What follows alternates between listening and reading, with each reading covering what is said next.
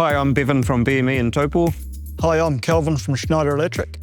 So we're here at Design Builder Show Home and just talking about the new Clipsal Solis products. Sorry, Bev, I'll just butt in quickly. Are we safe here? Yes, this is dead. Thank you. It's not live. So we've gone through the Solis range, Clipsal Solis range in this house because it's a high-end house and we wanted to showcase different products and we've thought this would be the best one to suit the house. Yeah, so there's different ways of buying Solis. We've got Solis T and we've got Solis. So the difference is that Solis T is the toggle version. In the push button version, which is Solis, we have Zen White and Zen Black.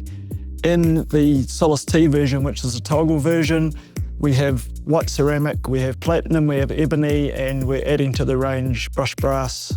2 different size boxes, so they go up to a 3 gang in the single gang box, and up to a 4 gang we've got to change the box. Got to note that everything is horizontal. One thing that we did find out is the power points, they're offset.